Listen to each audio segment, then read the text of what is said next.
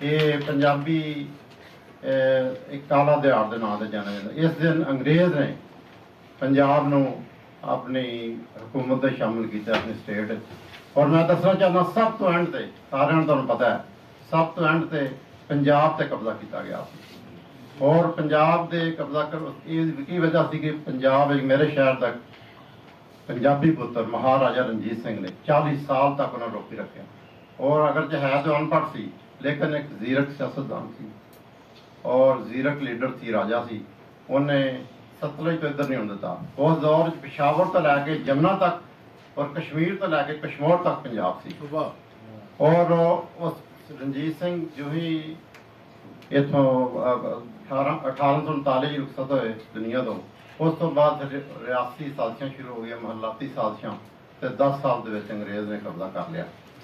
بہرحال ایک لمبی تاریخ ہے پنجاب دی پنجاب دے لکھڑے دکان دی. شیو کمار بٹالوی نے کہا ہے گواں دی رات لمبی ہے یا میرے گیت لمبے نے نہ بیڑی رات مکدی ہے نہ میرے گیت. 800 سال تک فارسی اتنے رہی جی درباری اور سرکاری زبان کیونکہ حملہ جدوں بھی آئے وہ اپنی زبان اور کلچر نہ لے. 800 سال وسطی ایشیا تو جڑے آئے ایران تو آئے انہوں کی حکومت رہی. تے پھر بھی اس دور دے پنجابی پڑھائی جاتی رہی مدرسیاں اور بڑے بڑے مہان شاعر پیدا ہوئے. بابا فرید تو لے کے خواجہ غلام فرید تک بڑے بڑے بڑے کلاسیکل شاعر. بادشاہ جیسے شیکسپیئر جنہوں نے کیا جاتا پنجابی دا. اور پنجابی ادب کا مقابلہ دنیا کے کسی بھی ادب کا مقابلہ کیا جا سکتا ہے. اور یہ ساڈا مان ہے.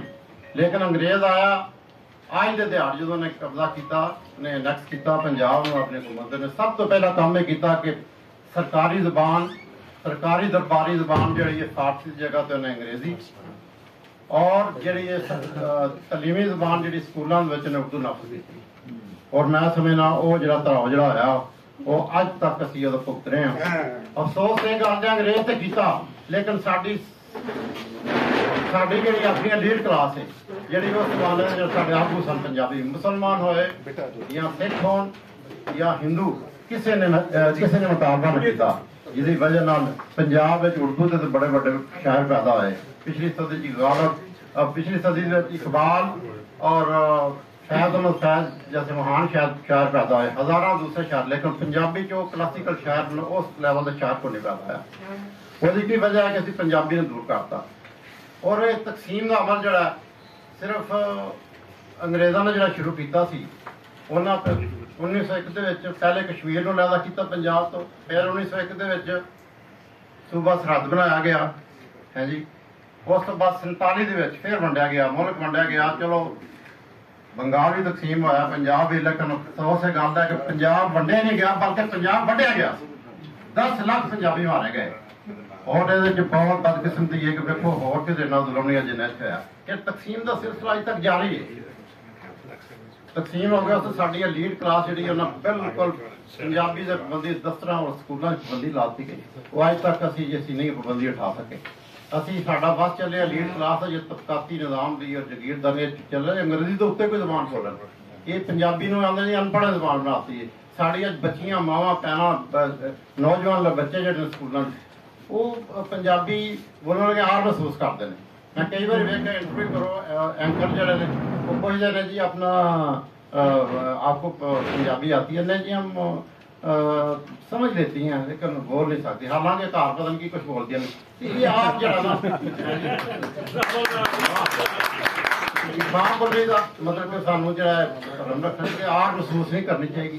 دیکھو جی ساری بولی ہے رت لے رت لے.